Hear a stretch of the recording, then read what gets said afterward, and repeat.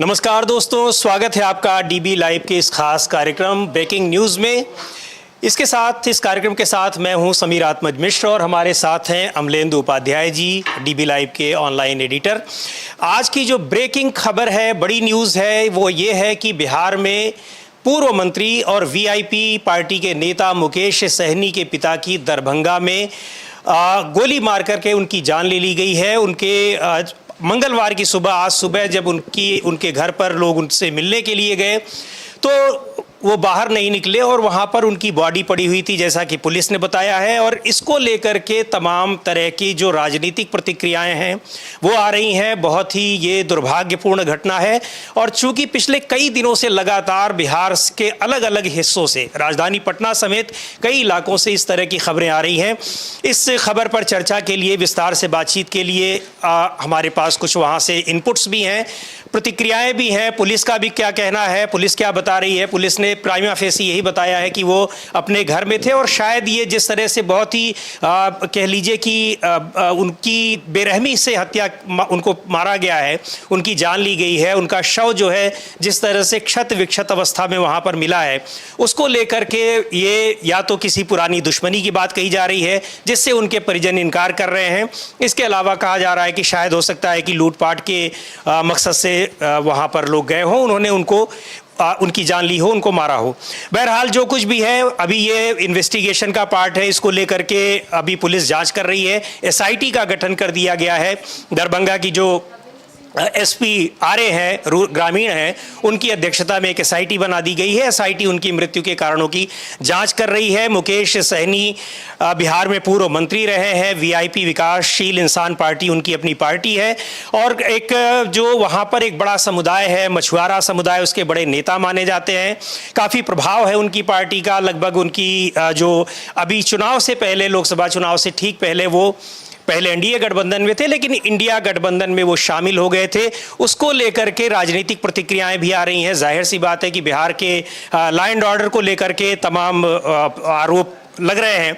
Darbhanga police का भी बयान आया हुआ है जिसमें कहा गया है कि उनकी 16 जुलाई को, यानी आज ही, बिरौल थाना को सूचना प्राप्त हुई कि माननीय पूर्व मंत्री मुकेश सहनी के पिता जीतन सहनी की हत्या सुपौल बाजार स्थित पैतृक आवास में कर दिया गया है। इस सूचना पर त्वरित कार्रवाई करते हुए अनुमंडल पुलिस अधिकारी बिरौल, थाना अध्यक्ष बिरौल और तकनीकी कोषांग घटनास्थल पर पहुंचे हैं।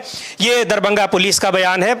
आगे बयान में लिखा है कि इस घटना के सफल उद्भेदन हेतु ग्रामीण पुलिस अधीक्षक दरभंगा के नेतृत्व में विशेष अनुसंधान टीम यानी एसआईटी का गठन किया गया है, जिसमें अनुमंडल पुलिस पदाधिकारी, बिरौल थाना अध्यक्ष बिरौल एवं तकनीकी कोषांग दरभंगा शामिल हैं, जिससे इस घटना का त्वरित उद्भेदन किया जा सके, यानी उसके जो कारण है उसकी तफ्तीश की जा सके, जांच की जा सके, किस वजह से उनको मारा गया है। इसके अलावा तमाम तरह की कई राजनीतिक प्रतिक्रियाएं भी आई हैं। पूर्णिया के सांसद पप्पू यादव का भी बयान आया है इस पर, और क्या कहते हैं अगर पप्पू यादव, उसको हम सुन सकें तो। लगातार बिहार में घटना, मर्डर और बच्चियों का शोषण। एक दिन पहले 2 बच्चों की हत्या करके मार दी गई।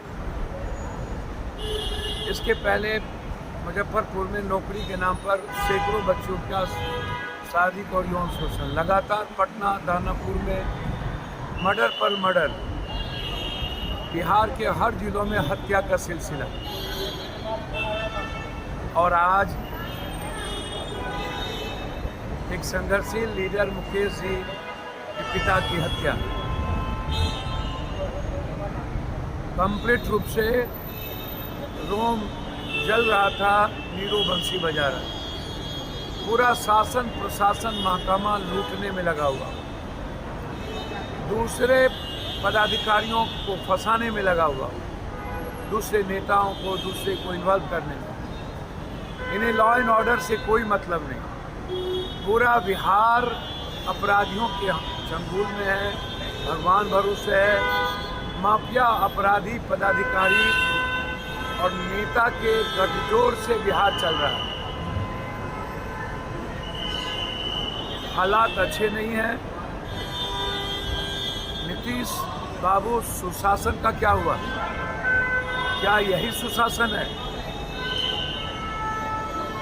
क्या पदाधिकारी के हाथ में सब कुछ बिहार की जनता को छोड़ दिया गया?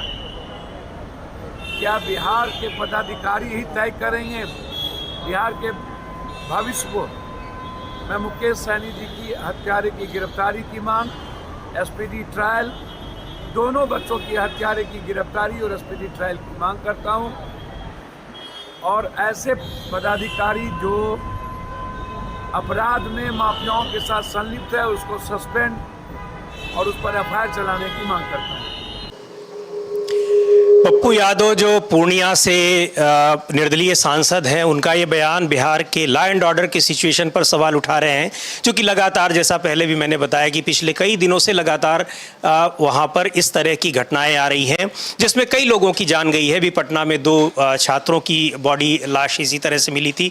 इसके अलावा जम्मू कश्मीर के डोडा से भी एक बड़ी खबर आ रही है, वहाँ पर मुठभेड़ की खबर आ रही है, जिसमें कैप्टन समेत, एक सेना के कैप्टन समेत 4 जवान शहीद हो गए हैं। पिछले करीब 1 महीने से ये मुठभेड़ की 5वीं घटना है। इस पर भी हम लोग चर्चा करेंगे। इसके पहले हम लोग अभी बिहार की चर्चा कर लेते हैं। कुछ और भी बयान आए हैं, अगर वो आप हमारे पास हो तो उसको सुनवाया जाए। मृत्युंजय तिवारी आरजेडी के प्रवक्ता हैं और इनका बयान अगर हम लोग सुन सकें तो। आज सुबह बिहार से एक अत्यंत ही दुखद और मर्माहत करने वाला खबर सामने आया है। दरभंगा में श्री मुकेश सहनी जी, जो बिहार सरकार के माननीय पूर्व मंत्री रहे हैं, उनके पिता की हत्या कर दी गई है। ये अत्यंत ही दुखद है और इससे हम लोग मर्माहत हैं, लेकिन शासन और प्रशासन में बैठे हुए लोगों को जवाब देना पड़ेगा। अब जनता शांत नहीं बैठेगी। जब राजनेता के परिवार सुरक्षित नहीं है तो आम लोग तो भगवान भरोसे हैं।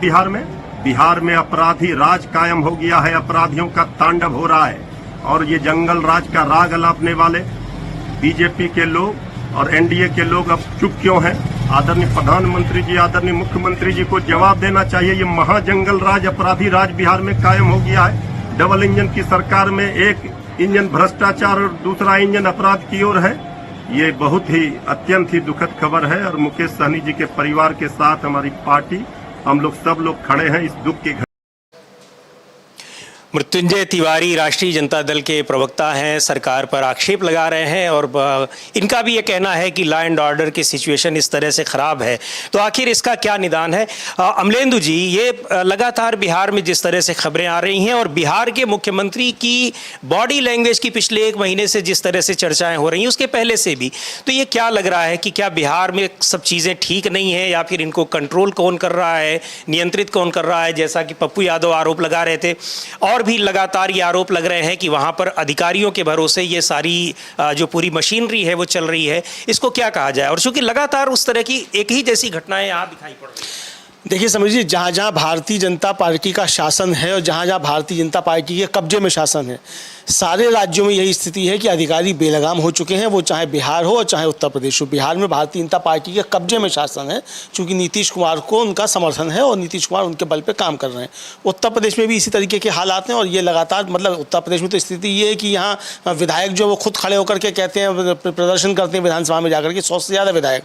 तो आप समझ सकते हैं कि जहाँ जहाँ भारतीय जनता पार्टी का शासन है वहाँ मुख्यमंत्रियों के हाथ में कुछ नहीं है और वह सब कुछ जो अधिकारियों के हाथ में, और अधिकारी एक तरीके से बिल्कुल बेलगाम हो चुके हैं।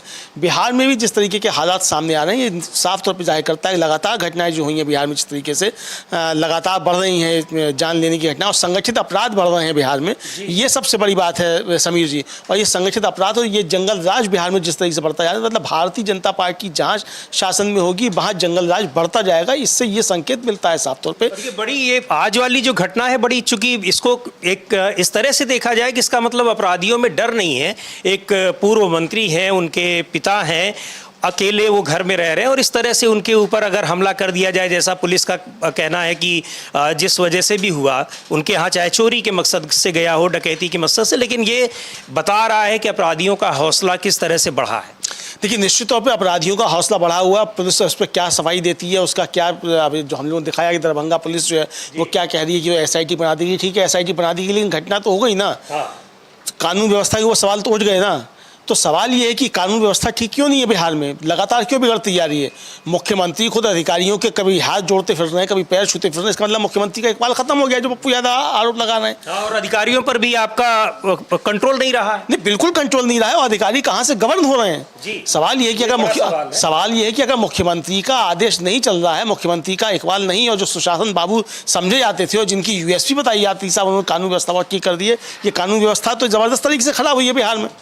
इतना खराब कानून व्यवस्था तो बिहार में मुझे लगता है कि पिछले 70 सालों में कभी नहीं रही जितनी इस समय इतनी खराब कानून व्यवस्था है। तो भारतीय जनता पार्टी जहाँ जहाँ सरकारों में रहेगी वहाँ कानून व्यवस्था इस तरह की रहेगी।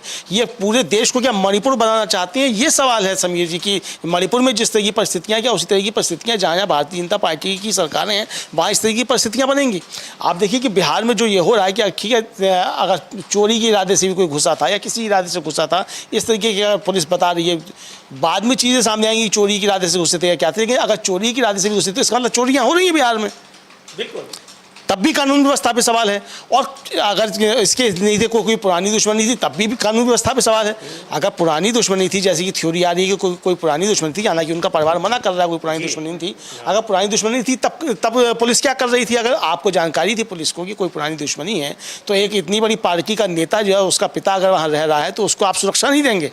अच्छा, ये भी एक जो वहाँ से अभी चीज़ें सामने आ रही हैं, जो इनपुट्स मिले हैं, तो ऐसा नहीं था कि वो अकेले रहते, तो उनके 2-3 सहयोगी थे, मतलब उनके साथ रहते थे जो उनका काम वगैरह करते थे। तो ऐसा नहीं था कि वो पूरी तरह से अकेले थे और कोई उनके पास जा करके उनको मार करके चला है। नहीं, ये कोई आसान वो नहीं है। और ये थ्योरी बताई जा रही है कि ये चोरी के इरादे से घुसा और घटना करके चला गया, तो ऐसा नहीं है चोरी वोरी के इरादे। अब ये हालांकि जांच होगा उसके बाद मालूम पड़ेगा। अभी हम इस पर कोई टिप्पणी नहीं कर सकते यहाँ बैठ करके, दिल्ली में बैठ करके खासतौर से, कि वहाँ की परिस्थितियाँ नहीं मालूम है क्या है क्या नहीं है, लेकिन जाँच होगी उसका मालूम पड़ेगा। लेकिन जाँच जब होगी तब होगी, लेकिन फिलहाल तो कानून व्यवस्था पर सवाल है ना। जाँच से बड़ी बात यह कि जाँच जब होगी, लोग पकड़े जाएंगे, फिर उनको सजा होगी, वो एक लंबी प्रक्रिया है। लेकिन अगर कानून व्यवस्था समाप्त हो रही हो, कानून व्यवस्था ध्वस्त हो रही है, तो इसके लिए जिम्मेदार कौन है? नीतीश कुमार इसकी जिम्मेदारी क्यों नहीं लेते हैं? गृह विभाग किसके पास है? ये सवाल तो उठेंगे ना। और दो मुख्यमंत्री हैं, हमारे पास उनकी बाइट भी आ गई है। सम्राट चौधरी जो है वो कह रहे हैं कि इस पर कार्रवाई होगी। मुझे लगता है कि हम अपनी टीम से कहेंगे कि सम्राट चौधरी को सुनवाया जाए कि सम्राट चौधरी जो है वो छोटे से वक्तव्य में क्या कह रहे हैं। जी बिल्कुल, सम्राट चौधरी को सुने क्या कह रहे हैं। सहनी जी के पिताजी की हत्या अत्यंत ही दुर्भाग्यपूर्ण है, दुख का विषय है, खेद का विषय है। लेकिन मैं सरकार की तरफ से जरूर स्पष्ट करना चाहता हूं कि शीघ्र कार्रवाई किया जाएगा और जो भी दोषी होंगे इसके तुरंत इनको सलाखों के अंदर डालने का काम किया जाएगा। सरकार पूरी तरह मुस्तैदी से मुकेश सहनी जी के परिवार के साथ खड़ा है और शीघ्र से शीघ्र कार्रवाई की जाएगी। मुकेश सहनी जी के पिताजी की हत्या अपने आप में दुखद विषय हम लोग। हत्या दुखद है ही, लेकिन जाहिर सी बात है कि आप सरकार में हैं तो आप क्या कार्रवाई कर रहे हैं और किस तरह से उसका जो कानून व्यवस्था की स्थिति है कैसी है, उसकी समीक्षा भी हो रही है कि नहीं हो रही है। शासन कैसे चल रहा है, जो सुशासन बाबू की एक छवि बनाई गई नीतीश कुमार की। अभी पिछले दिनों हम लोगों ने देखा कि 2 हफ्ते के भीतर दर्जन भर से ज़्यादा पुल ढह गए हैं। उसके अलावा सड़कों की स्थिति दिखाई पड़ रही है। कानून व्यवस्था अपनी जगह है, तो ये क्या है? अब घटना के बाद तो वहाँ जाएंगे ही, घटना की उसके कमेटी भी बनेगी, SIT भी बनेगी, लेकिन सवाल है वही जो कानून व्यवस्था की। और एक घटना नहीं हुई है, पिछले कई दिनों में कई घटनाएं इस तरह से हो गई हैं। राजधानी पटना में इस तरह की घटना हो गई, लगातार घटनाएं हो रही हैं समीर जी। और अफसोस की बात यह है कि भारतीय जनता पार्टी और JDU जो है इसको टालने की कोशिश कर रहे हैं इस तरह की घटनाओं को। अभी मैं देख रहा था जो नीरज कुमार है JDU के प्रवक्ता, वो कह रहे हैं कि अगर नीतीश वो तेजस्वी यादव कुछ जानते हो अपराधियों के बारे में तो हमको बताएं। अरे तेजस्वी यादव क्या जानेंगे अपराधियों के बारे में? लेकिन किस तरीके के सवाल, इतना गैर जिम्मेदाराना बयान। एक जबकि सत्तारूढ़ पार्टी के और उससे भी आगे बढ़ करके सुन लीजिए आप। अजय आलोक है, भारतीय जनता पार्टी के प्रवक्ता हैं, राष्ट्रीय प्रवक्ता हैं, पहले जनता दल में थे, फिर भारतीय जनता पार्टी में आ गए। उनका कहना है कि सब ऐसी घटनाएं होती रहती हैं। अमेरिका में तो ट्रंप पर भी हमला हो गया। अरे भाई, तो फिर ये सुशासन बाबू किस लिए नाम दे रहे थे आप नीतीश कुमार को? छोड़ दीजिए फिर सरकार, कह दीजिए कि हमारे बस का नहीं है कानून व्यवस्था संभालना, कानून व्यवस्था छोड़ के हम सब संभाल लेंगे, भ्रष्टाचार सब कर। ट्रंप पे भी हमला हो रहा है, सब पे हो रहा है, तो कहना क्या चाहते हैं कि हर व्यक्ति अपनी सुरक्षा खुद करे? फिर पुलिस विभाग किस लिए है, क्राइम डिपार्टमेंट किस लिए है, इन्वेस्टिगेटिव एजेंसियां किस लिए है, ये सब किस लिए है? मतलब इनसे लग रहा है कि कोई सवाल पूछने वाला ही नहीं है। इतनी बड़ी घटना के बाद इस तरह का गैर जिम्मेदाराना बयान तो ये दिखा रहा है कि आप कितने गंभीर हैं कानून व्यवस्था को सही करने में। बिल्कुल बिल्कुल। आपको याद होगा कि शायद मुझे लगता है मनोहर लाल खट्टर का वो बयान था, काफ़ी पहले आया था कि हर व्यक्ति की सुरक्षा नहीं की जा सकती, आप अपनी सुरक्षा भी करनी चाहिए। तो यानी जहां इनकी सरकारें ये सुरक्षा नहीं कर सकते तो आप हैं किस लिए भाई? बस मोदी जी नारा देने के लिए देश सुरक्षित हाथों में है। तो ये जिस तरीके की सब चीज़ें अभी बयान पे बयान लगातार आ रहे हैं, हालांकि चिराग पासवान का भी उन्होंने ट्वीट किया है, पप्पू यादव ने भी ट्वीट किया इस घटना को लेकर के, लगातार इस पर बयान आ रहे हैं। आगे जो बयान आएंगे उस पर भी हम लोग जानकारी देंगे क्या है। लेकिन ये बिहार में कानून व्यवस्था को लेकर के एक बड़ा सवाल तो निश्चित तौर पर समीर जी पैदा हो ही गया है। बिल्कुल, कानून व्यवस्था पे। और अगर कुछ ट्वीट्स अगर हों वहाँ पर प्रतिक्रिया के या कुछ बयान विजुअल्स आए हुए हों तो हमें दिखाएं, हम चाहेंगे कि उसको स्क्रीन पर है।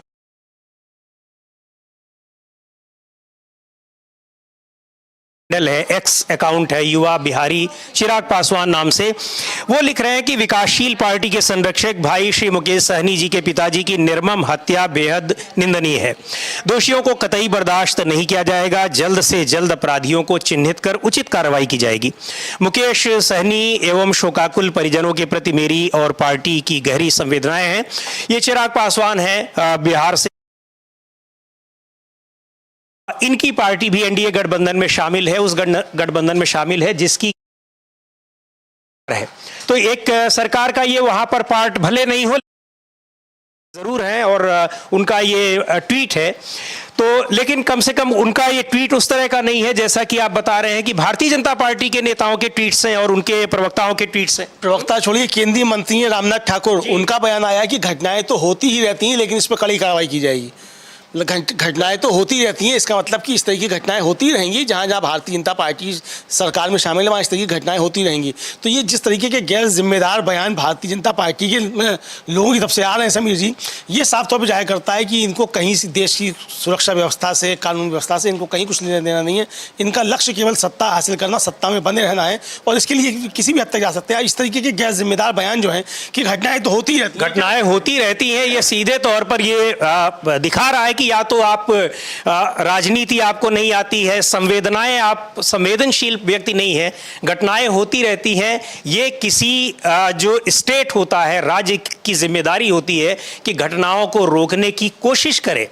घटनाएं हो जाती हैं, उसमें कोई नहीं है, आप तमाम कोशिश करेंगे, फिर भी ऐसा नहीं कि बिल्कुल घटना प्रूफ स्टेट बना दिया जाए। लेकिन ये बयान दे देना कि होती रहती हैं, इसका मतलब कि आपके पास ऐसा कोई सिस्टम मैकेनिज्म नहीं है कि आप घटनाओं को रोक सके और घटनाओं को के होने के बाद ही आप उस पर एक्टिव होते हैं।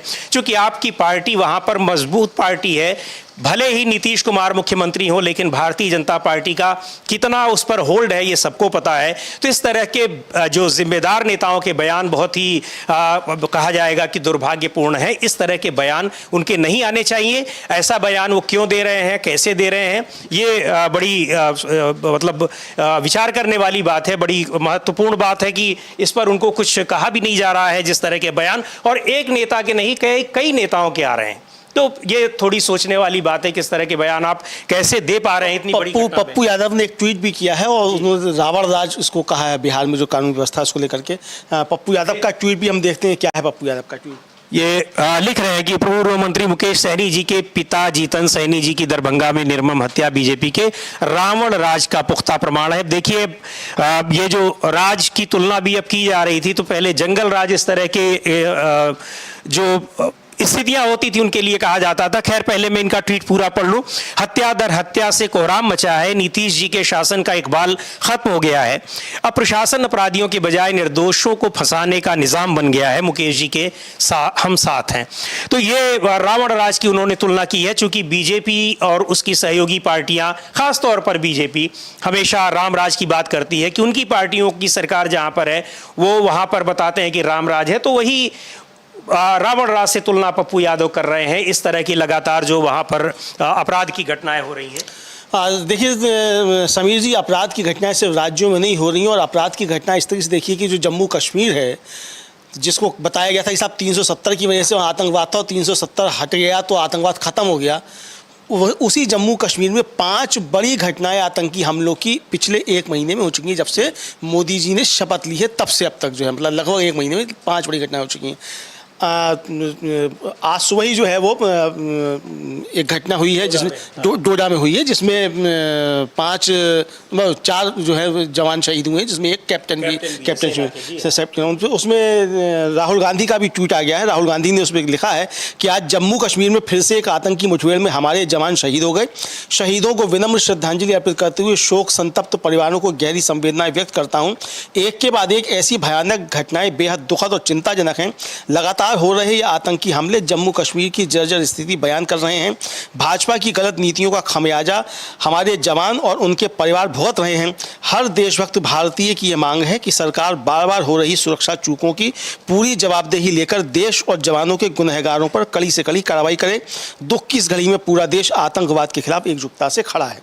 ये राहुल गांधी का ट्वीट है समीर जी। और जम्मू कश्मीर में जिस तरीके से हालात ख़राब हो रहे हैं, मोदी जी जब आए थे 2014 में तो जम्मू कश्मीर बिल्कुल शांत था, और जम्मू कश्मीर में उनके आने के बाद, सरकार में आने के बाद जम्मू कश्मीर की परिस्थितियां लगातार ख़राब होती गई हैं। और 370 हटाने के बाद जिस तरीके से वहाँ बाड़ेबंदी की गई, नाकेबंदी की गई और बताया गया कि बड़ी शांति हो गई है, बहुत हमने सफलता हासिल कर ली है।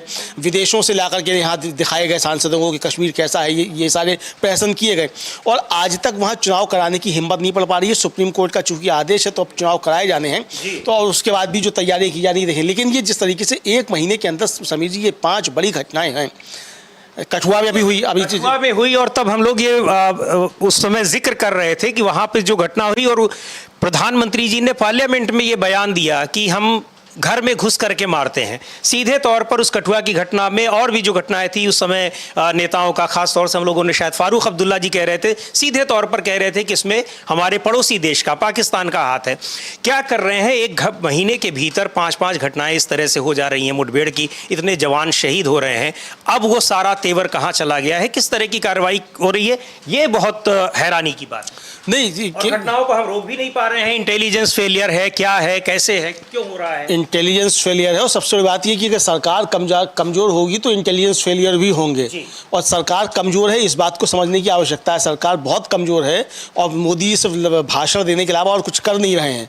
ये समस्या है। जम्मू कश्मीर की परिस्थितियां लगातार बिगड़ती जा रही हैं, और एक तरह से कहा जाए कि जम्मू कश्मीर को बर्बाद कर दिया इस सरकार ने आकर के।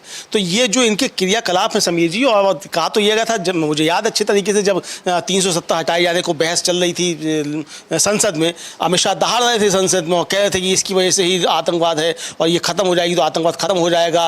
और कुछ परिवार जो थे उनके बच्चे तो विदेशों में पढ़ते हैं, उन्होंने जम्मू कश्मीर को बर्बाद कर दिया, इस तरह की सब बातें कर रहे थे। अब आपने वहाँ पर जो है हटाया हुआ है वहाँ, और 5 साल होने को आ गए, 5 अगस्त को हो जाएंगे, है ना। तो अब इन 5 सालों में आपने क्या कर लिया वहाँ? 370 के तो 5 साल होगा ना, आपने कह दिया 370 हटा दी, उसकी वजह से आतंकवाद था वो हट गई। पूरे देश को आपने संदेश दिया, आपने उसके नाम पे चुनाव भी, स्थिति ऐसी थी कि आप वहां चुनाव तक नहीं लड़ पाए, उम्मीदवार नहीं खड़े कर पाए। 3 सीटों पे आप चुनाव नहीं लड़े, और अभी भी जब विधानसभा के चुनाव होंगे तो उसमें भी आप कितनी सीटों पे चुनाव लेंगे ये देखेंगे। आपने वहां एक इंडिपेंडेंट को एक सीट पे समर्थन दिया, बाद में जब ये हुआ कि आपका कोई प्रत्याशी नहीं है तो एक छोटी सी रीजनल पार्टी को आपने एक सीट पे वहाँ समर्थन दिया। 3 सीट पे आपके उम्मीदवार नहीं उतरे, तो आपने इतना अच्छा कर दिया था और आपकी इतनी वाहवाही हो रही थी, और प्रधानमंत्री जिस तरीके से बातें करते हैं तो इसको लेकर के बातें होनी चाहिए थी। जम्मू कश्मीर की स्थिति सुधरनी चाहिए थी। जम्मू कश्मीर आज आतंक का गढ़ क्यों बनता जा रहा है, इसका जवाब इस सरकार को देना चाहिए, मुझे लगता है। और जिस तरीके से हमारे सैनिकों का बलिदान हो रहा है कि हमारे सैनिक बलिदान देने के लिए ही हैं। ये समीर जी निश्चित तौर पे सरकार का फेल्योर है, सरकार की कूटनीति की जो विफलता है उसका ये परिणाम है, सरकार की रणनीति का विफलता है। देखिए, जब जवान मारे जाते हैं और जवानों पे हमले होते हैं तो ये सुरक्षा में चूक का मसला नहीं होता है, ये फेल्योर सरकार की कूटनीति का होता है। आप पाकिस्तान को क्यों नहीं घेर पा रहे? आप जरा से यहाँ कुछ करते हैं, पाकिस्तान जाके बार बार यूएन में खड़ा हो जाता है कश्मीर को लेकर के, और आप पे आरोप लगाने लगता है। आप क्या कर रहे हैं? आप विश्वगुरु बने फिर रहे हैं पूरे देश में। आप बता रहे हैं कि साहब आप विश्वगुरु हैं, रूस में आपका स्वागत हो रहा है, आस्किया में आपका स्वागत हो रहा है, पिटनी चले जा रहे हैं, लेकिन आप यूएन में खड़े होकर पाकिस्तान के खिलाफ कोई कार्रवाई नहीं करवा पाते हैं आप।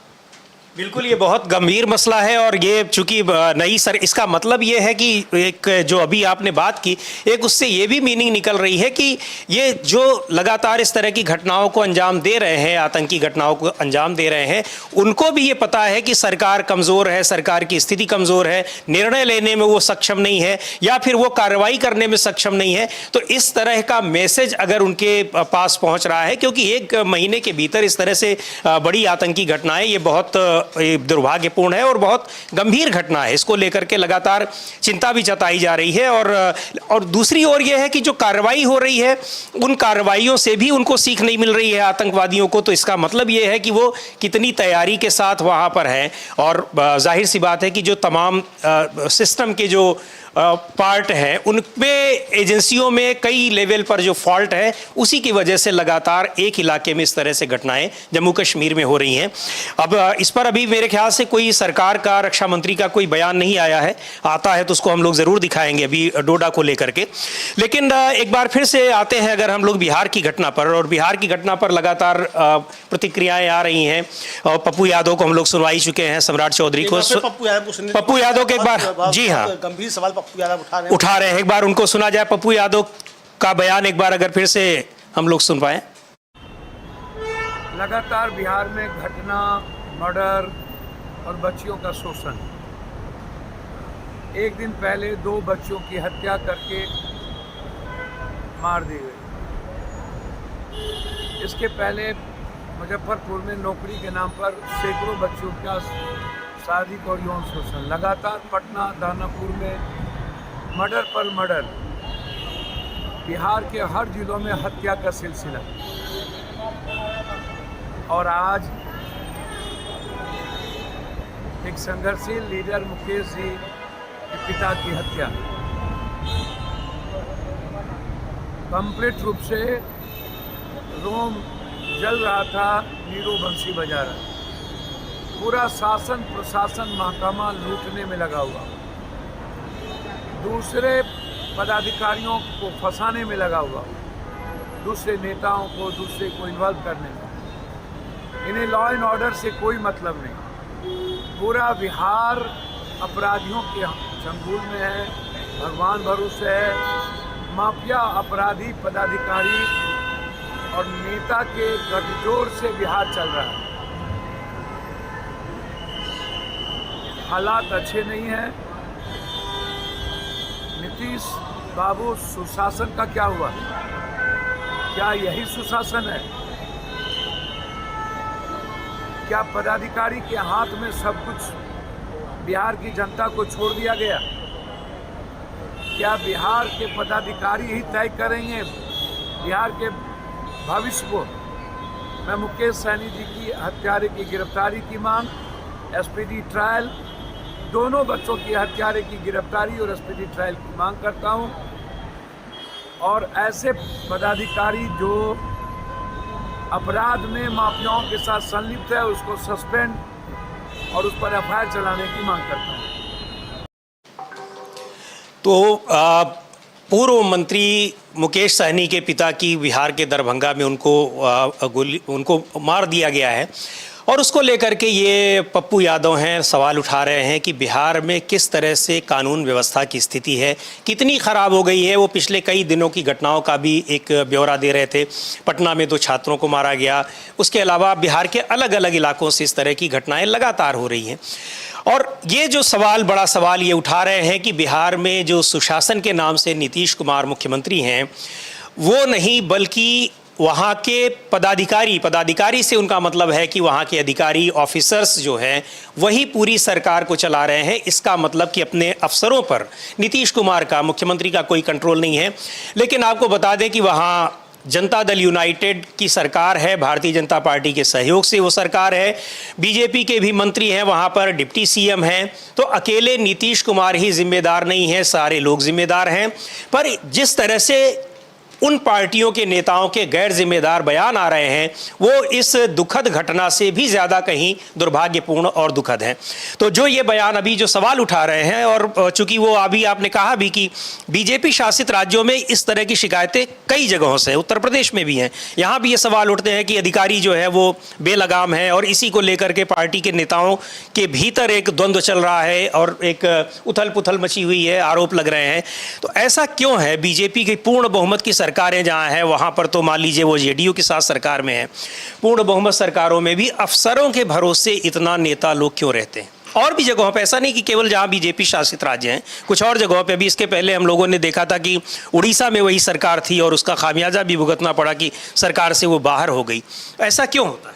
देखिए ये असल में जिस तरीके से सरकारें चलाई जा रही हैं, जिस तरीके के नारे दिए गए डबल इंजन की सरकार, ये डबल इंजन की सरकारें जो हैं ये देश के ऊपर और राज्यों के ऊपर डबल बोझ बन गई हैं।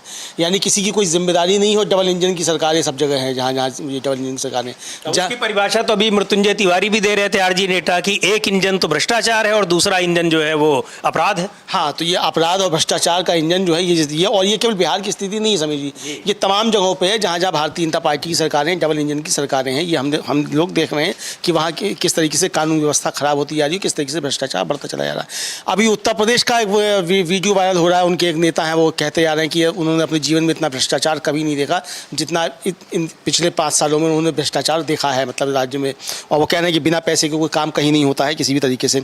अनुप्रिया पटेल हैं, उनका भी एक बयान था कि वो बिना पैसे कहीं कुछ काम नहीं होता, इस तरह की हमने भी देखा। जब हाँ परसों प्रदेश कार्यकारिणी की बैठक हो रही थी तो बैठक के बाहर जो तमाम नेता या कार्यकर्ता आए हुए थे खुलेआम मीडिया के सामने कैमरे पर इस तरह के आरोप लगा रहे थे कि बिना पैसे दिए काम नहीं होता है। तो ये और जाहिर सी बात है कि कार्यकर्ताओं नेताओं की बातें विधायक और एमपी तक पहुंच रही होंगी, तो वही निकल करके आ रही। जी बिल्कुल ये है और वो बातें इस तरह की हैं। और जो ये सब सवाल उठ रहे हैं तो जाहिर सी बात है कि ये बीजेपी के शासन जहाँ जहाँ है वहाँ जो उनको लेकर के सवाल उठ रहे हैं उसका ये मामला है कुल मिलाकर के। और ये अब जो जिस तरह से बताया गया कि नीतीश कुमार जो है बहुत सुशासन बाबू हैं, तो अब पप्पू यादव तो उसको रावणराज कह रहे हैं। और ये साफ तौर पर दिख रहा है कि अभी मतलब जिस तरीके की घटनाएं हो रही हैं, सामूहिक अपराध बढ़ रहे हैं, तो ये सारी चीज़ें आ रही हैं। तो इसको लेकर के साफ तौर पे समझा जा सकता है कि बिहार में स्थिति बहुत खराब है, कानून व्यवस्था बुरी तरीके से खराब हो गई है। चूंकि आपने जिक्र किया कि जहाँ बीजेपी सरकार है या बीजेपी के गठबंधन वाली सरकार है, अभी देख रहे थे एक बयान छगन भुजबल का भी कि महाराष्ट्र में स्थिति बड़ी खराब है, वो भी सरकार का हिस्सा होकर के वो इस तरह से बात कर रहे हैं।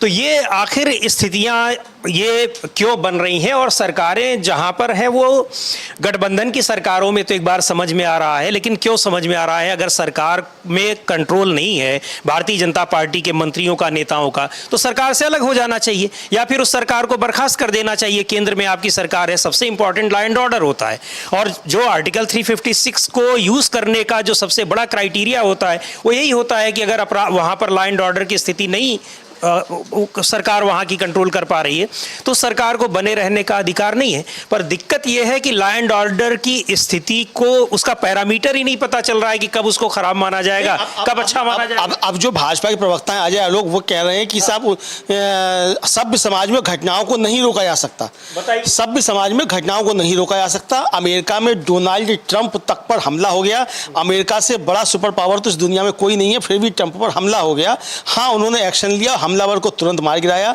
यहाँ भी तत्काल एक्शन लिया जाएगा, किसी अपराधी को बख्शा नहीं जाएगा। अब ये कह रहे हैं रामनाथ ठाकुर जो वो कह रहे हैं ऐसी घटनाएं तो होती रहती हैं लेकिन उस पर कड़ा एक्शन लिया जाएगा। नीतीश कुमार की सरकार में कोई अपराधी नहीं बचेगा। अरे भाई, जब अपराधी नहीं बचेगा तब नहीं बचेगा, फिलहाल तो अपराधी अपराध कर रहा है ना। और ये सभ्य समाज है तो उसमें घटनाएं होती रहेंगी। मतलब भारतीय जनता पार्टी का प्रवक्ता और भारतीय जनता पार्टी का मंत्री, केंद्रीय मंत्री, दोनों कह रहे हैं कि इन घटनाओं को नहीं रोका जा सकता। फिर आप किस लिए सरकार में डबल इंजन की सरकार नहीं रोक सकते हैं? तो सरकार में आपको रहने का हक नहीं है। लॉ एंड ऑर्डर का मतलब यही होता है कि पहले तो घटनाएं होने ना पाए और घटनाएं हो तो त्वरित एक्शन। और त्वरित एक्शन का यह मतलब नहीं होता कि आप किसी को पाए और पकड़ करके बताए कि यही अपराधी था और मार दिए, ना तो उसका ट्रायल हो, ना वो कोर्ट में जाने पाए। इसको लॉ एंड ऑर्डर नहीं कहते हैं और ये कानून का शासन भी इसको नहीं कहते हैं। और जिस तरह की घटनाएं लगातार होती रही हैं कि अपराधियों को कोई घटना हुई तो उसके बाद मार दिया, बाद में पता चला कि तो उस अपराध में शामिल ही नहीं था। जी बिल्कुल, इसी तरीके लोग उसी तरफ जा रहे हैं। यानी इसका मतलब ये जो बयान आ रहे हैं तो इसका मतलब ये है कि इसी लाइन पर इनका लाइन ऑफ एक्शन जो है इसी लाइन पर होता है कि आप अपराध के बाद किसी एक को मार के बता दीजिए कि हमने अपराधी को मार दिया, और चाहे वो अपराधी हो या ना हो। यही पप्पू यादव कह रहे हैं कि निर्दोषों को फंसाया जाएगा इसमें और अपराधी बच जाएंगे। तो ये जिस तरीके की चीज़ें सब आ रही हैं भारतीय जनता पार्टी शासित राज्यों में, कानून व्यवस्था जिस तरीके से खराब हो रही है, तो ये बहुत गंभीर चिंता का विषय। और कानून व्यवस्था सिर्फ खराब नहीं हो रही है समीर जी, जो जम्मू कश्मीर की घटना है डोडा, उसको लेकर के सुप्रिया श्रीनाथ ने एक बड़ा लंबा चौड़ा ट्वीट किया। उन्होंने बताया है कि पिछले 78 दिनों में 11 आतंकवादी हमले हुए। इन हमलों में हमारे 12 जामात जो हैं वो शहीद हो गए।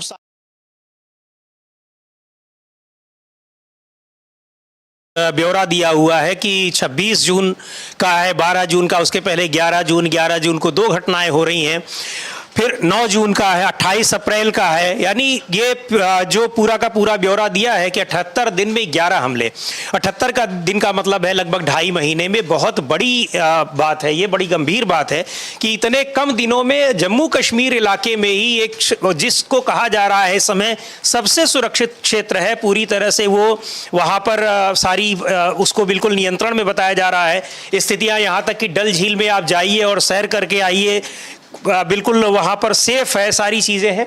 ये कौन सी सुरक्षित स्थिति दिखा रही है कि 11 दिन में 78 दिन के भीतर 11 घटनाएं, और पिछले 1 महीने के भीतर ये 5 बड़ी घटनाएं जो हो रही हैं, जिसमें जवानों के इतनी बड़ी संख्या में शहीद होने की बात आ रही है। जी बिल्कुल, जवानों की बड़ी ये बड़ी घटनाएं हैं। और अगर सिर्फ जुलाई की ही बात करें समीर जी, जुलाई में भी कई बड़ी घटनाएं हुई हैं। सुप्रिया श्रीनेत का ही ट्वीट है, उसी में उन्होंने दिखाया कि डोडा के गड़ी भगवा इलाके में सेना और आतंकियों के बीच लगातार फायरिंग हुई। इलाके में 2-3 आतंकवादियों के फंसे होने की खबर थी।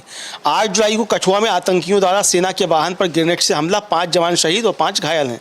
7 जुलाई राजौरी के मंजाकोट में आर्मी कैंप के पास आतंकी हमले को नाकाम करने में 1 जवान घायल हुआ था। ये जो है केवल जुलाई की खबरें हैं। और इसके बाद अगर जून की हमलों की बात की जाए तो उनका ट्वीट बता रहा है कि 11 जून को कठुआ के हीरानगर के सैदा सोहल गांव में सेना ने 2 आतंकियों को मार गिराया था।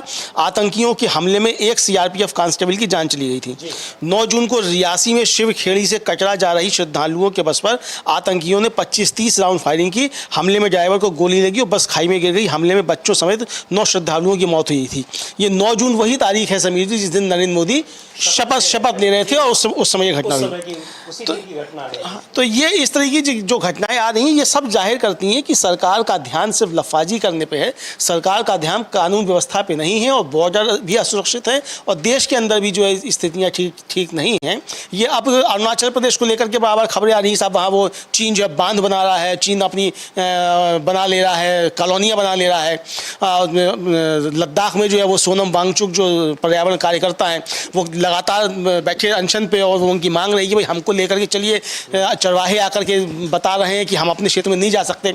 सरकार की तरफ से आ गया ये तो विदेशी एजेंट हैं, इस तरह के आरोप लगने लग गए। अरे भाई, तो अगर वहाँ का स्थानीय निवासी कोई आरोप लगा रहा है तो सरकार अगर चाहती है और उसके पास सरकार के पास सूचनाएं हैं कि वहाँ सब ठीक ठाक है तो जाइए, उसको लेकर के जाइए। वो तो जाने को तैयार है बॉर्डर पर, आपने उसको बॉर्डर पर जाने नहीं दिया।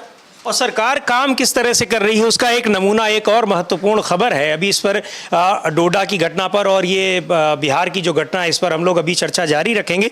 इस बीच में कुछ और महत्वपूर्ण खबरें हैं। एक ये है कि जो सर्व शिक्षा अभियान बेसिक छात्रों को, कक्षा 5 तक के विद्यार्थियों को सर्व शिक्षा अभियान के तहत जो केंद्र सरकार की ओर से राशि दी जाती है, वो उन कुछ राज्यों में दिल्ली, पंजाब और पश्चिम बंगाल में केंद्र सरकार ने, शिक्षा मंत्रालय ने रोक दी है कि अब पैसा वो नहीं देंगे। इसलिए नहीं देंगे कि उनकी वो कुछ मीटिंग्स में शामिल नहीं हुए। तो ये जो गैर बीजेपी शासित राज्य है, या कह लीजिए कि दूसरी पार्टियों के जो बीजेपी के साथ नहीं है एनडीए गठबंधन में, वहाँ के राज्यों के साथ इस तरह का भेदभाव और आरोप लगते रहे हैं लगातार। लेकिन ये पैसा रोक देना, ये तो फिर केंद्र राज्य संबंधों को लेकर के भी एक संकट खड़ा करने वाली नहीं, बिल्कुल केंद्र राज्य संबंधों को लेकर के संकट है। और शिक्षा जो है समीर जी वो समवर्ती सूची में है, यानी उस पर राज्य और केंद्र दोनों को मिलकर के कोई अपने फैसले लेने होंगे और राज्य अपने तरीके से शिक्षा को लागू कर सकता है।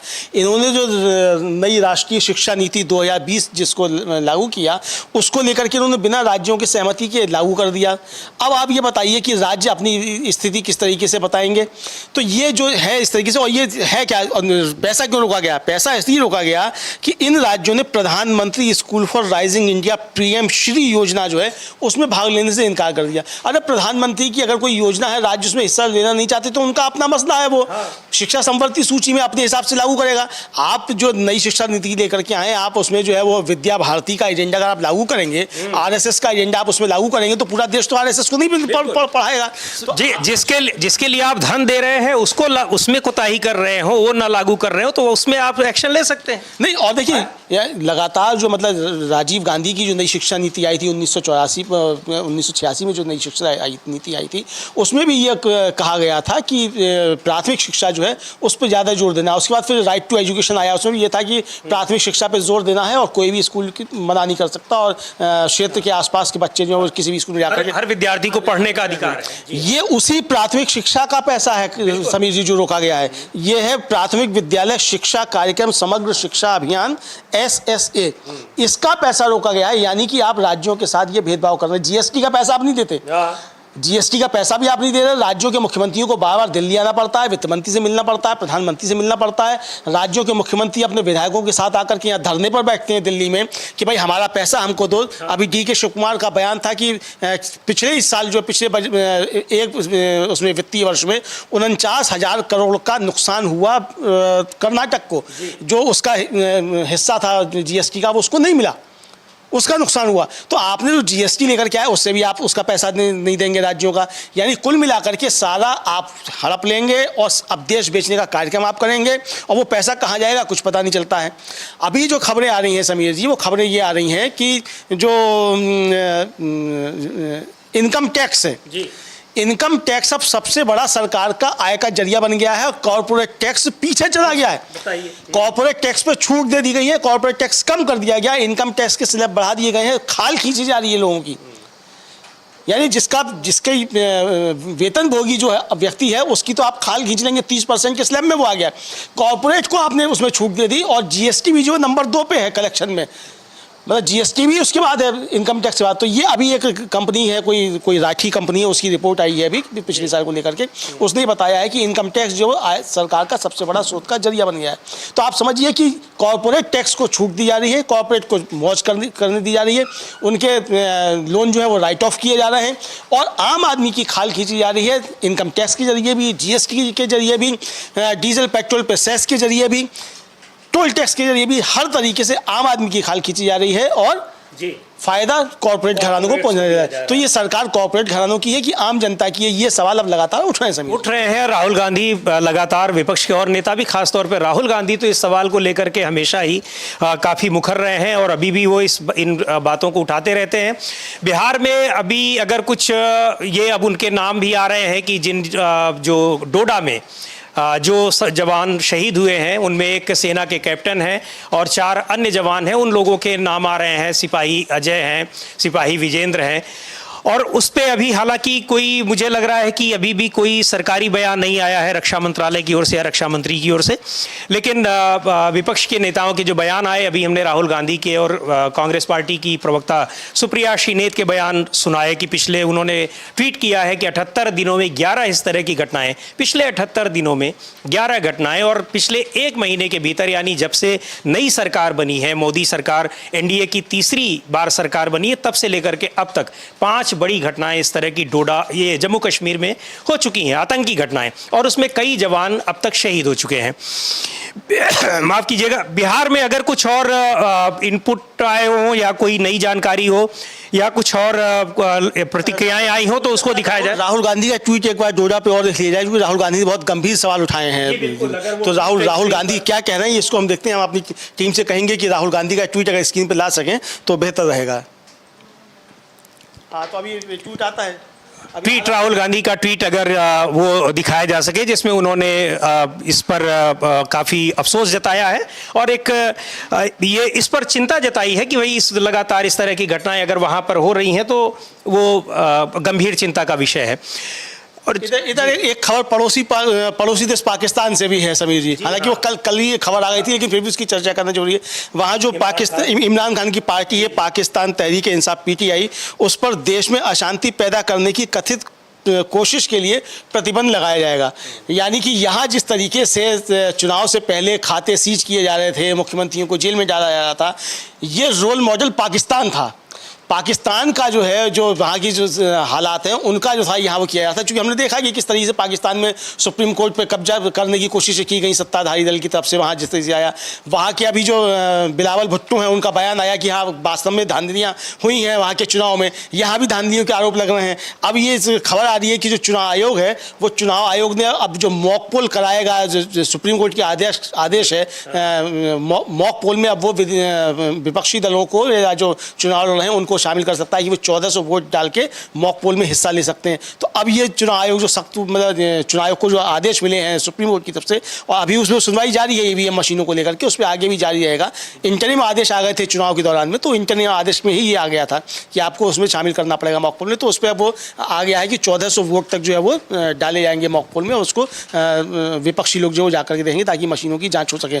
तो ये सवाल लगातार समीर जी, मतलब जो मैंने फिर कहा कि जो पाकिस्तान में जिस तरीके के हालात हैं, क्या उससे यहाँ कुछ मतलब आइडियल बन गया है, मतलब आदर्श बन गया है? चुनाव के पहले जो स्थितियां थी, जो आपने अभी जिक्र भी किया कि खाते सीज किए जा रहे थे और नेताओं को किसी न किसी आरोप में जेल भेजा जा रहा था, कुछ उसी तरह की स्थितियां हैं। ये राहुल गांधी का ट्वीट स्क्रीन पर फिर आया हुआ है जम्मू कश्मीर के बारे में, जो उन्होंने लिखा हुआ है अपने एक्स हैंडल पर कि आज जम्मू कश्मीर में फिर से एक आतंकी मुठभेड़ में हमारे जवान शहीद हो गए।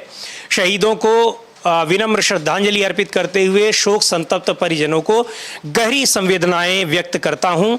एक के बाद एक ऐसी भयानक घटनाएं बेहद दुखद और चिंताजनक हैं। लगातार हो रहे ये आतंकी हमले जम्मू कश्मीर की जर्जर स्थिति बयान कर रही हैं।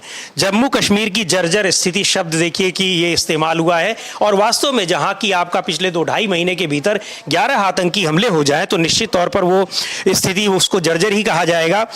आगे लिख रहे हैं कि भाजपा की गलत नीतियों का खामियाजा हमारे जवान और उनके परिवार भुगत रहे हैं। हर देशभक्त भारतीय की ये मांग है कि सरकार बार बार हो रही सुरक्षा चूकों की पूरी जवाबदेही लेकर देश और जवानों के गुनहगारों पर कड़ी से कड़ी कार्रवाई करे। दुख की इस घड़ी में पूरा देश आतंकवाद के खिलाफ एकजुटता से खड़ा है। ये राहुल गांधी का ट्वीट है, और जो कड़ी कार्रवाई की बात कर रहे हैं, और प्रधानमंत्री जी ने बहुत दमखम के साथ कहा था कि हम घर में घुस करके मारते हैं। तो क्या इन आतंकवादियों के घर नहीं पता लग रहे हैं?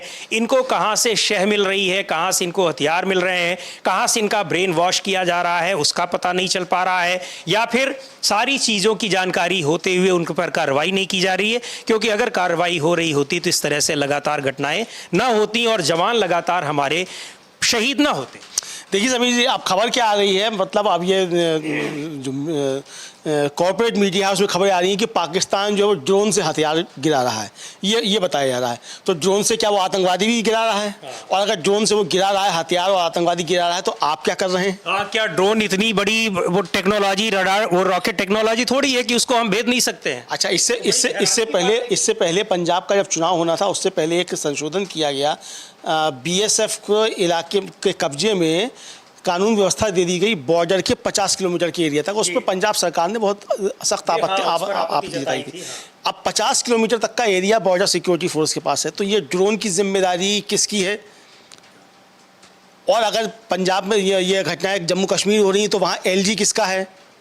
अगर राज्य सरकार की जिम्मेदारी, प्रशासनिक मशीनरी उनके हाथ में है पूरी। बताइए, वहाँ भी डबल इंजन है, कोई और वहाँ पर इंजन है ही नहीं, सारे इंजन आप ही, सारे इंजन आपके। और अब तो आपने वहाँ LG को और ज्यादा अधिकार ताकत दे दी है। तो जम्मू कश्मीर में क्या हो रहा है? तो इसकी जिम्मेदारी मोदी जी की है कि नहीं? जब सारी गारंटी मोदी जी की है, देश सुरक्षित होने की गारंटी भी मोदी जी की है, 370 सीटें लाने की गारंटी भी मोदी जी की है, 400 पार करने की भी गारंटी मोदी जी की है, घर में घुसकर मारने की गारंटी भी मोदी जी की है, तो ये पाकिस्तान से ड्रोन से हथियार आ रहे हैं, तो ये जिम्मेदारी मोदी जी की नहीं है? बिल्कुल है। हाँ। ये शहबाज शरीफ क्यों इमरान खान की जिम्मेदारी हो जाएगी? अरे भाई, अगर पाकिस्तान ही कर रहा है तो आप क्यों नहीं जाते UN में? क्यों नहीं कहते कि पाकिस्तान इस तरह की हमारे देश में कर रहा है? आप क्या कर रहे हैं? जो आप कह रहे हैं कि घर में घुस के मारते हैं, तो कहाँ गया आपका घर में घुस करके मारना? आप जब आपको मालूम है कि जब बादल छा जाता है तो रडार नहीं देख पाता, तो बादल जब छाया हुआ है, इस समय मानसून का मौसम है, यहाँ भी छाया हुआ है बादल, पाकिस्तान में भी छाया हुआ, मारो घर में घुस करके। किसने रोका है आपको? पूरा देश आपके साथ है, लेकिन आप नहीं करेंगे क्योंकि आपको सिर्फ लफाजी करनी है, सिर्फ सदन में खड़े होकर के कहना है कि घर में घुस करके मारते हैं, लेकिन यहाँ अपने जवानों को मरवाते रहेंगे। दूसरी बात समीर जी ये है कि सब बड़ा फ़ख्र होता है कि हमारा जवान शहीद हुआ, लेकिन ये परिस्थितियाँ पैदा क्यों होती हैं? ये परिस्थितियाँ पैदा क्यों होती हैं कि हमारा जवान को शहीद हो? जब सरकार फेल होती है तब हमारा जवान शहीद होता है समीर जी। और ये सरकार का फेल्योर है, बड़ा फेल्योर है सरकार का कि 34 दिनों में कोई युद्ध हो रहा है, न कोई आमने सामने की कोई लड़ाई है, आतंकी हमला हो रहा है और जवान शहीद हो जा रहे हैं, उनको मौका भी नहीं मिल पा रहा है अलर्ट होने का। और इस तरह के इनपुट्स जो ये इंटेलिजेंस एजेंसियां हैं उनके इनपुट्स किस तरह के हैं, उस पर भी बड़ा सवाल उठता है। चूंकि वैसे तो जानकारी रहती है, बहुत एक्टिव रहते हैं, अलर्ट रहते हैं, लेकिन ये लगातार हमले अगर हो रहे हैं तो उसके इनपुट्स क्यों नहीं पा रहे हैं, और अगर मिल रहे हैं तो उस पर कार्रवाई क्यों पहले से ही क्यों नहीं हो जा रही है, अलर्ट पे क्यों नहीं जा रहे हैं, ये सब बहुत गंभीर बातें हैं। बिल्कुल बिल्कुल समीर जी। और देखिए जिस तरीके से कानून व्यवस्था को लेकर, खासतौर से जम्मू कश्मीर को लेकर के जिस तरीके के सवाल उठते रहे हैं, और जम्मू कश्मीर को इन्होंने अपना राजनीति का एक साधन बना लिया, मतलब आपने एक पंचिंग बैग जम्मू कश्मीर को बना लिया है कि आप जम्मू कश्मीर पे पंचिंग मारते रहेंगे, पूरे देश के अंदर आप उसका चुनावी फ़ायदा लेते रहेंगे। इस चुनाव में भी आपने 370 का बहुत सारी बातें की थी कि आतंकी हमले रुक गए, ये हो गया वो हो गया, इस तरह की सारी बातें हुई। और ये 70 सालों में पहली बार हुआ समीर जी कि आप ISI को बुला करके और अपने हवाई अड्डों की और अपने सैन्य अड्डों की जो है आप उसकी रेकी करवा देते हैं। ये आपने बुलाया वहाँ की ISI को यहाँ कराने के लिए। तो ये सरकार का फेल्योर है और ज़बरदस्त तरीके से सरकार का फेल्योर है। सिर्फ मोदी के नारे लगवाने से देश नहीं चला करता है, देश के लिए एक मजबूत प्रधानमंत्री की आवश्यकता है। और मुझे लगता है कि प्रधानमंत्री बहुत कमज़ोर हैं, वो सिर्फ बातें करना जानते हैं, काम करना नहीं जानते हैं, या काम करना उनको आता नहीं है, जो भी हो।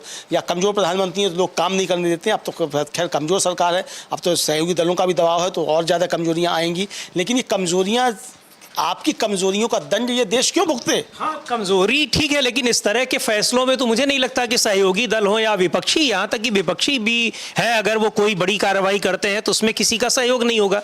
ये तो इस तरह की चीज़ें हैं। और ये इस तरह की लगातार जो कार्रवाइयाँ हैं, इससे पूरी दुनिया में एक बहुत ही निगेटिव मैसेज जाता है कि आपके इतने सेंसिटिव इलाके में लगातार आतंकीगत कार्रवाइयाँ हो रही हैं और आप उसको रोक नहीं पा रहे हैं, या फिर आप उस पर कोई ठोस कदम नहीं उठा पा रहे हैं।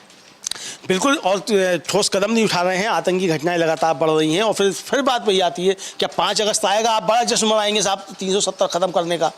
कि हमने 370 ख़त्म किया था 5 अगस्त को। तो ये 5 अगस्त को आपने 370 ख़त्म किया था, बहुत अच्छी बात है, आपने 370 ख़त्म किया था, आपने उसका फ़ायदा ही ले लिया, आप चुनाव भी जीत लिए। लेकिन सवाल ये है कि उसका परिणाम क्या निकला, उसका जम्मू कश्मीर को क्या फ़ायदा हुआ, वहाँ क्या आतंकी घटनाएँ रुकी, क्या वहाँ सेना पर बजट कम हुआ? अब तो सेना पर बजट वहाँ और बढ़ गया। हाँ बिल्कुल, आपको सेना ज़्यादा डिप्लॉय करनी पड़ रही है और सेना के आपने हाथ भी बांधे हुए हैं। तो ये जिस तरीके की चीज़ें हैं, तो ये सरकार की जो फेल्योर है उसकी तरफ इशारा करती हैं। और सरकार का फेल्योर सिर्फ इतना ही नहीं है समीर जी, जिस तरीके से भारतीय जनता पार्टी की जो सांप्रदायिक ध्रुवीकरण की रणनीति है, जम्मू कश्मीर को उसमें एक हथियार बनाया जाता है, उसी सांप्रदायिक ध्रुवीकरण की राजनीति के तहत यही जाकर के जो CA और NRC था उसको लेकर के भी इसी तरीके का हथियार बनाया गया। अब जो असम सरकार है उसने जो है एक बड़ी मज़ेदार बात है समीर जी कि वो ये है कि उसने कहा है कि मतलब वहाँ की जो पुलिस है उसको, असम सरकार का नया फरमान है कि राज्य की सीमा पुलिस को निर्देश दिया है कि वे 2014 के अंत से पहले भारत में प्रवेश करने वाले हिंदू, सिख, बौद्ध, जैन, पारसी या ईसाई व्यक्तियों के नागरिकता के मामलों को सीधे विदेशी न्यायाधिकरण को ना भेजें। यानी जो ट्रिब्यूनल बनाए गए थे NRC के तहत उनको नहीं भेजें, और उन्हें बल्कि नागरिकता संशोधन अधिनियम CA के तहत नागरिकता के लिए आवेदन करने के लिए प्रोत्साहित करें। ये राज्य सीमा पुलिस को असम सरकार की तरफ से कहा जा रहा है। इस तरह की खबरें आई हैं आज। अच्छा, दूसरी तरफ ये जो पिछले हफ्ते ही सुप्रीम कोर्ट ने एक असम के निवासी जो हैं, रहमत अली शायद उनका नाम है, उनको जो है वो उनके मामले में सुप्रीम कोर्ट ने एक टिप्पणी की थी। उनको जो राष्ट्रीयता के आरोप और सबूत जो है उसको लेकर के उन्होंने उनको भारतीय नागरिक घोषित कर दिया था। तो राज्य में जो विदेशी न्याय प्राधिकरण है इसके फैसला उसने उनके खिलाफ दिया था और सुप्रीम कोर्ट ने उसको पलटते हुए उनको भारतीय नागरिक घोषित कर दिया। तो ये जो नागरिकता कानून जो है वो ये टिप्पणी थी सुप्रीम कोर्ट की कि नागरिकता कानून को मानवीय मतलब बनाया जाना चाहिए। तो ये जिस तरीके की सब चीज़ें हैं समीर जी, तो ये साफ तौर पर जाहिर हो रहा है कि आप अपनी सांप्रदायिक राजनीति के लिए, चुनावी राजनीति के लिए आप देश को भी एक तरह से कहा जाए कि जो उसकी सुरक्षा संकट में डालते हैं और हमारी सेनाओं को भी संकट में डालते हैं, और समाज के अंदर आप वैमनस्य पैदा करना चाहते हैं। चूंकि ये CA जो है पूरा मामला, ये अभी तक तो इसके नियम ही नहीं बने थे। हाँ, अब आपने कहा था अब नियम चलिए बन गए नियम उसके, तो अब जो नियम बने आप कह रहे हैं कि कुल 8 लोगों ने आवेदन किया CA के तहत, ये आ रहा है। और ये भी आया था कि जो CA बना मतलब उसके नियम लागू होते उससे पहले ही थे पाकिस्तान से कुछ परिवार आए हुए थे, वो वापस लौट के पाकिस्तान चले गए, जो हिंदू परिवार आए हुए थे। तो आपकी नीतियां स्पष्ट नहीं है। आप जो है कानून लेकर के फर्जी इस तरीके से आए आते हैं और नियम बाद बनते हैं। यही जीएसटी के साथ हुआ। अब तक 1000 से ज़्यादा संशोधन जीएसटी में हो चुके। और जीएसटी हो गया या फिर आप नोटबंदी को ले लीजिए, जिसकी तो अब चर्चा ही नहीं होती है। और आपको ध्यान होगा कि जब नोटबंदी कानून भी लाया गया था तो यही कहा गया था कि नोटबंदी इसलिए की जा रही है क्योंकि इससे जो है वो आतंकियों को, नक्सलियों को जो फंडिंग होती है वो रुक जाएगी। लेकिन उसके बाद इसकी कभी चर्चा नहीं हुई कि कितना रोकने में कामयाब रही। आज ये स्थिति है कि जम्मू कश्मीर में 1 महीने के भीतर 5-5 इतनी बड़ी घटनाएं हो रही हैं, 2-2.5 महीने के भीतर 11 घटनाएं हो रही हैं और बड़ी संख्या में जवान शहीद हो रहे हैं। तो उसका क्या फ़ायदा हो गया? और उसके बाद फिर क्या बताया गया कि नोटबंदी तो इसलिए की गई कि ताकि डिजिटल पेमेंट लोग कर सकें। डिजिटल पेमेंट से किसको फ़ायदा हो रहा है उसको सबको पता है। ठीक है, सहूलियत है और एक कह लीजिए कि एक मतलब ट्रांसपेरेंट मैकेनिज़्म है, वो मान सकते हैं। लेकिन उससे कोई ये तो नहीं हो गया कि जिनको नकली नोट छापने हैं अभी भी छाप रहे हैं, कई जगह पकड़े जाते हैं। आतंकियों की फंडिंग रुक रही है, नक्सलियों की फंडिंग नहीं रुक रही है। तो ये सारी चीज़ें कहना और उसके बाद फिर अपने बयान से पलट जाना, फिर दूसरा कारण बता देना, ये सरकार इस तरह के तमाम मुद्दों पर शुरू से ही घिरती रही है। और दिलचस्प बात यह है, या दिलचस्प बात क्या कहें, इसको कहें कि दुर्भाग्यपूर्ण बात यह है कि पार्लियामेंट तक में इन पर जब बयान देना होता है या सवाल होते हैं तो कभी भी सीधा बयान न तो प्रधानमंत्री की ओर से आया और न ही वित्त मंत्री की ओर से। प्रधानमंत्री की ओर से तो सीधा किसी सवाल का जवाब कभी आता नहीं है। देखिए, और मज़े की बात यह है समीर जी कि आप नोटबंदी की बरसी जो होती है उस पर आप खामोश रहते हैं। आपने ना 2019 का चुनाव नोटबंदी के नाम पे लड़ा, ना 2024 के नाम पे। विपक्षी बनाते हैं उसको, विपक्षी इसको बनाते हैं। तो आपका अगर वो इतना यूएसपी था नोटबंदी और इतना बड़ा, तो आपको उस पर चुनाव लड़ना चाहिए। आपको अपने घोषणा पत्र में करना, जो मोदी की गारंटी थी उसमें बताना चाहिए किस तरीके से। और देखिए, जो कहा था कि आतंकी घटनाएं रुक जाएंगी और नक्सलवाद रुक जाएगा, अब नक्सलवाद रुक जाएगा। मोदी जी की मतलब नोटबंदी की इसकी पोल जो है वो आपकी महाराष्ट्र की सरकार खोल रही है।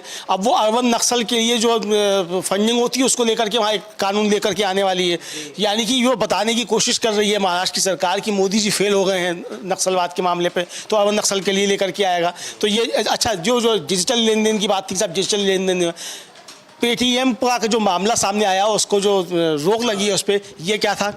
डिजिटल लेन देन ही था पेटीएम। और समीर जी, जो खबरें थी उस समय भी आई थी नोटबंदी के समय भी कि चीन जो है उसमें सबसे ज़्यादा भ्रष्टाचार ऑनलाइन पेमेंट के जरिए होता है। और यहाँ भी पेटीएम में जो आया वो यहाँ भाई आरबीआई नहीं तो पकड़ा वो फ्रॉड कि क्या क्या हो रहा था पेटीएम के जरिए, किस तरीके से बिना पैन रखे अकाउंट बनकर पैसा ट्रांसफ़र हुआ। यानी कि हवाला की आवश्यकता ही नहीं थी, वो उसके जरिए हो रहा था। ये सब चीज़ें आई, उसके बाद फिर उस पर रोक लगी। तो ये आपके फेल्योर को साबित करता है कि आपकी कोई भी नीति जो है उस पर आप ना टिकते हैं और ना आप सोच समझ के नहीं बनाते हैं। सारी चीज़ों की, आपके सारे कानून की और सारी आपकी नीतियों की बाद में पोल पट्टी खुलती है, उस पर आप लगातार घिरते चले जाते हैं। तो ये इस तरीके की चीज़ें हैं समीर जी। जी, और अभी जो एक और महत्वपूर्ण खबर अभी उत्तराखंड से आ रही है, मैं अपनी न्यूज़ रूम की टीम से कहूँगा कि अगर उनके पास कुछ उस पर अपडेट हो तो वो दें। दिल्ली में उत्तराखंड धाम बनाने को लेकर के बड़ा वहाँ पर केदारनाथ धाम, माफ़ कीजिएगा कि उत्तराखंड धाम, केदारनाथ धाम बनाने को लेकर के बड़ा विवाद हो रहा है। और ये सारे विवाद इस तरह की, उसका बड़ा विरोध हो रहा है वहाँ पर। जब से ये बाई इलेक्शंस के रिजल्ट आए हैं या उसके पहले 1 महीने पहले जो लोकसभा चुनाव के परिणाम आए, उसके बाद से लेकर के जहां पूर्ण बहुमत की भी सरकार भारतीय जनता पार्टी की है, वहां पार्टियों के बीच में और सहयोगियों के बीच में वो लगातार उथल पुथल की खबरें आ रही हैं। इसका मतलब ये संदेश लोगों को है कि पूर्ण बहुमत की सरकार नहीं है, गठबंधन की सरकार है और प्रधानमंत्री मोदी पर सबसे ज़्यादा लोगों का दबाव है। दबाव इस तरह का भी है कि उनको शायद पद छोड़ देना चाहिए, किसी दूसरे के लिए प्रधानमंत्री का पद खाली करना चाहिए। इससे क्या निष्कर्ष निकाला जाए? देखिए समीर जी, अब इसको उत्तर प्रदेश की भी घटना सामने है। हाँ, उत्तर प्रदेश की घटना सामने है और उत्तराखंड की घटना सामने है, तो ये प्रधानमंत्री पर दबाव तो है निश्चित तौर पे। लेकिन आप ये देखिए कि किस तरीके से धर्म को जो है व्यापार बनाया जा रहा है, ये घटना इसकी तरफ होती है। और शंकराचार्य जो स्वामी अभिमुक्तेश्वरानंद हैं, उन्होंने केदारनाथ धाम का जो दिल्ली में मंदिर जो प्रतिमूर्ति बनाई जानी है उसको लेकर के बहुत सवाल उठाए हैं और आरोप लगाया कि 228 किलो सोना जो है केदारनाथ धाम से गायब हो गया है। और अच्छा, और ये किस धर्मशास्त्र में कहा गया है कि आप किसी मंदिर की प्रतिमूर्ति दूसरी बना लेंगे? ये क्या है? तो ये शुद्ध समीर जी दिक्कत ये है कि वो पार्टी जो लड़ाई करती रही इतने दिन तक, लड़ाई उसके साथ रही कि मंदिर वहीं बनाएंगे, और अब आप बना बनाए मंदिर की प्रतिरूप कहीं दूसरी जगह पे आप बना रहे हैं। क्यों बना रहे हैं? सिर्फ व्यापार के लिए। और यही है समीर जी कि आरएसएस सारे मंदिरों पे कब्जा करना चाहता है। क्योंकि देखिए, चाहे भारत हो या कहीं और हो, धर्म सबसे बड़ा व्यापार है, ये सब समझते हैं, है ना। तो जब पर्यटन भी है तो आप धार्मिक स्थल जो वो भी पर्यटन, उसमें मतलब पहाड़ों पे इतनी लंबी लंबी जो गर्मियों में जाके लाइन लग जाती है और जाड़े में भी जाके लग जाती है, किस लिए लग जाती है? क्योंकि अधिकांश जो धार्मिक स्थल हैं वो पहाड़ों पे हैं और वहाँ जाके फिर ये एक पंथ दो काज हो जाते हैं। तो ये जिस तरीके से चीज़ें हैं, तो आरएसएस सारे धार्मिक केंद्रों पर कब्जा करना चाहता है और उसकी इसी रणनीति के तहत जो है ये इस तरीके की चीज़ें हो रही हैं। तो शंकराचार्य ने जो सवाल उठाए हैं केदारनाथ धाम का लेकर के, उस पर काफ़ी ज़्यादा विवाद हो रहा है और ये हो रहा है कि अब नोटिस की भी बातें होने लगी हैं। केदारनाथ ट्रस्ट क्या, उसके और शंकराचार्य के बीच में विवाद इतना पड़ गया है। केदारनाथ ट्रस्ट ने कहा है कि वो शंकराचार्य को नोटिस इशू करेंगे। और ये जो सोना वहाँ पे जो आभूषण गायब होने की बात उन्होंने कही, उस पर बिल्कुल खामोशी है पूरी तरीके से। कोई उस पर न तो जांच की बात आ रही है, न उस पर कोई सरकार का बयान, ट्रस्ट का बयान कुछ आ रहा है उस पर। देखिए इतना ही नहीं है, जबकि अभी मुक्तेश्वरानंद जी इस तरह से हल्के में कोई सवाल नहीं उठाते हैं, बहुत उनके गंभीर सवाल होते हैं और जब उनके पास पुख्ता एविडेंस, उसकी जानकारी होती है, तभी वो कोई सवाल उठाते हैं। इसके पहले भी उन्होंने जब वाराणसी में काशी विश्वनाथ कॉरिडोर बन रहा था, उस समय जो तमाम मंदिर तोड़े गए थे, उसको लेकर के भी अभी मुक्तेश्वरानंद जी जो शंकराचार्य हैं वो वहाँ उन्होंने धरना दिया था। कई दिनों तक उन्होंने भूख हड़ताल की थी और प्रदर्शन किया था, मांग की थी उन्होंने कि इनका पूरा ब्यौरा दिया जाए, क्यों तोड़े जा रहे हैं ये बताया जाए। तो अब उन्होंने उत्तराखंड धाम को लेकर के जो सवाल उठाया है वो भी बहुत महत्वपूर्ण है। नहीं, बिल्कुल निश्चित तौर पे बहुत महत्वपूर्ण सवाल उन्होंने उठाया है स्वामी मुक्तेश्वरानंद ने। और ये सवाल जो है देखिए सिर्फ वहीं का नहीं है, उत्तराखंड का ही नहीं है समीर जी। अब तो ये है कि जो जगन्नाथ बोले थे जो प्रधानमंत्री नरेंद्र मोदी, जय श्री राम नहीं बोले, उसका भी रत्न भंडार खोल दिया गया है। तो यानी मंदिरों के जो खजाने हैं उस पर नज़र किसकी टिक गई है, अब ये देखने की चीज़ है। बिल्कुल, क्या इसी तरीके की सब चीज़ें होंगी? तो अब ये बहुत सारी चीज़ें जो है वो सवाल जो है इसको लेकर के उठ रहे हैं कि किस तरीके की चीज़ें आ रही हैं और ये लगातार सवाल जो है उस पर उठ रहे हैं। उत्तराखंड तो देवभूमि और देवभूमि को लेकर के जिस तरीके की चीज़ें आ रही हैं समीर जी, ये काफ़ी ज़्यादा गंभीर प्रश्न है और इस पर मुझे लगता है कि जो देश का हिंदू जनमानस है उसको जो है वो इस पर होना चाहिए। इधर जो उत्तराखंड के पूर्व मुख्यमंत्री हैं हरीश रावत, उनका एक बयान आ गया है कि उन्होंने जो है वो सरकार के ऊपर जो सवाल उठाए हैं कि जो घटनाएं जिस तरीके की हो रही हैं देश के अंदर, उनको लेकर के कि जो काउंटर टेररिज्म है, मतलब उस आतंकवाद के खिलाफ जो है वो उसको सरकार को करना चाहिए। तो ये उनका कहना है। हम अपनी टीम से कहेंगे कि जब उनकी बाइट आ जाए तो उसको अगर सुनवा सकेंगे तो। हाँ, तो हम सुनते हैं हरीश रावत क्या कह रहे हैं।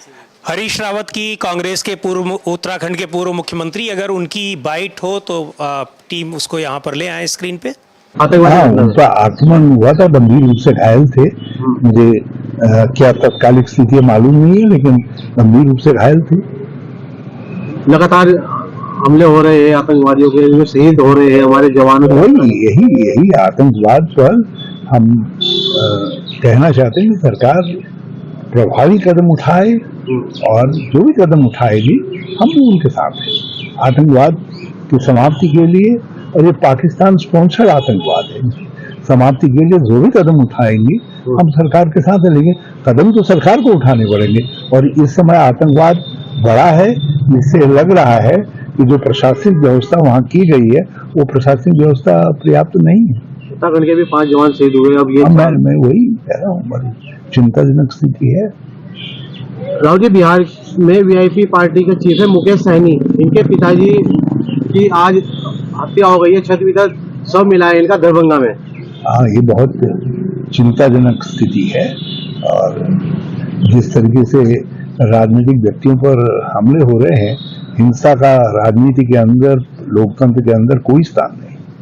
मैं निंदा करता हूँ बिहार हत्या की और बिहार सरकार को चाहिए कि अपराधियों को पकड़े। उत्तराखंड इस समय सर्वाधिक चिंता का विषय बना हुआ है और सरकार ने आपदा प्रबंधन के लिए पहले से कोई तैयारियां नहीं की हैं। अचानक स्थितियां बिगड़ रही हैं तो उस समय लग रहा है कि आपदा प्रबंधन बिल्कुल फेल हो रहा है। तो सरकार को चाहिए कि आपदा प्रबंधन की स्थिति को सुधारें। आप प्रकृति के हाथ नहीं बांध सकते, लेकिन आप अपने जो एक्शन टाइम है उसमें आप फर्क ला सकते हैं।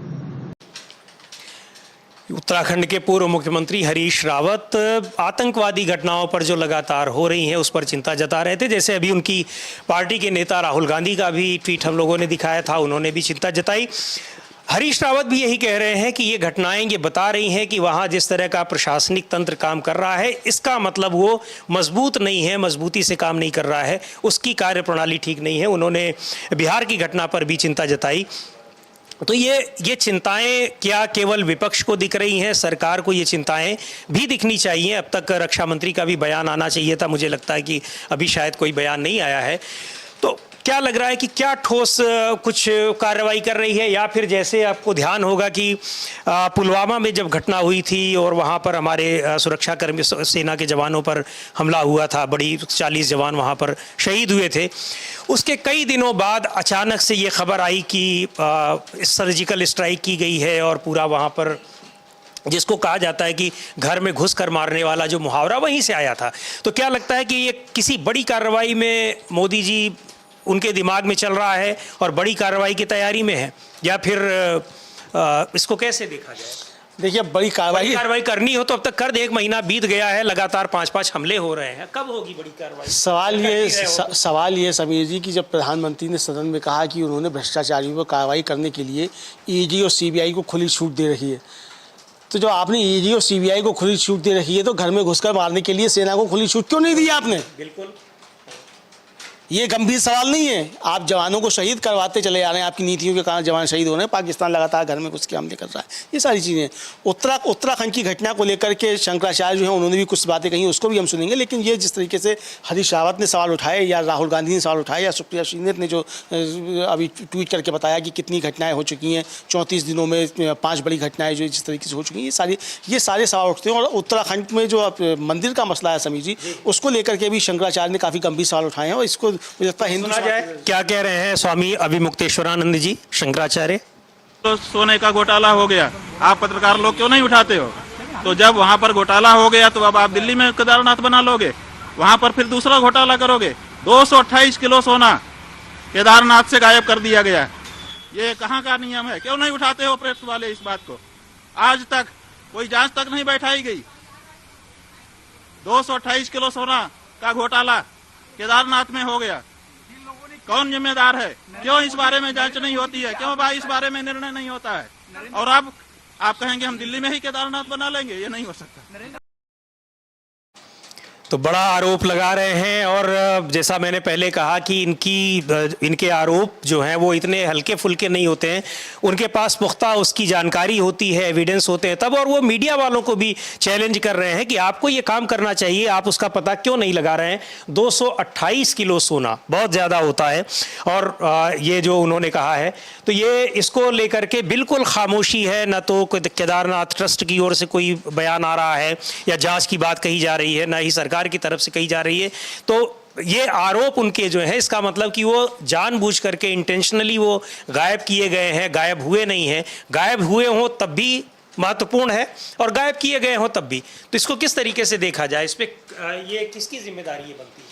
देखिए समीर जी, अब ये ट्रस्ट की भी जिम्मेदारी है और राज्य सरकार जो है, केंद्र सरकार, उनकी भी जिम्मेदारी है कि अगर कोई इस तरह की घटना हुई और शंकराचार्य जैसा हिंदू धर्म का सर्वोच्च व्यक्ति जो है, अगर कोई इस तरीके का आरोप लगा रहा है तो उसकी फिर जांच होनी चाहिए। और अगर ऐसी चीज़ें, हालांकि जो ट्रस्ट है उसका आ गया है वक्तव्य कि साहब कोई इस तरह का सोना गायब नहीं हुआ, लेकिन वो ट्रस्ट से कहने से बात नहीं बनेगी कि नहीं हुआ है। तो ट्रस्ट कहेगा थोड़ी कि गायब हो गया, ट्रस्ट थोड़ी कहेगा। और ट्रस्ट में कौन कौन लोग शामिल हैं इसकी भी जाँच होनी चाहिए।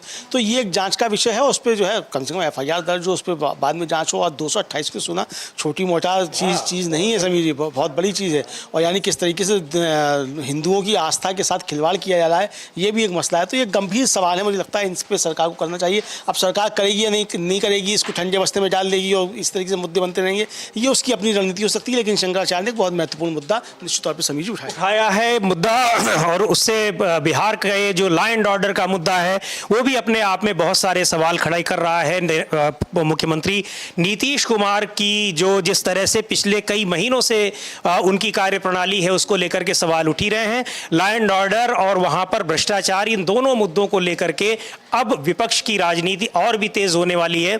इसके अलावा जो बहुत गंभीर घटना हुई है जम्मू कश्मीर के डोडा में, 1 महीने के भीतर 5वीं बार आतंकी हमला हुआ है और अभी ताज़ा हमले में वहाँ एक कैप्टन समेत 4 जवान शहीद हुए हैं। इस पर और भी जो कुछ अपडेट होंगे आपको दिन भर डीबी लाइव में आपको मिलते रहेंगे। डीबी लाइव के साथ बने रहिए। 2 बजे इसमें जो हमारा कार्यक्रम है खरी खरी, उसके बाद 4 बजे नज़र और नज़रिया और 7 बजे न्यूज़ पॉइंट, वो आप देखते ही रहेंगे। इसके अलावा भी जो अपडेट्स होंगे वो आपको न्यूज़ डीबी लाइव पर दिखते रहेंगे। अब इस कार्यक्रम को, जो ब्रेकिंग न्यूज़ कार्यक्रम है हमारा, इसको समाप्त करने की इजाज़त दीजिए मुझे और अमलेंदु उपाध्याय जी को। बहुत बहुत शुक्रिया हमारे जो दर्शक हैं उनका भी, और न्यूज़ रूम से जो हमें हमारे साथी हमको लगातार इनपुट्स देते रहते हैं उनका भी बहुत बहुत शुक्रिया। नमस्कार।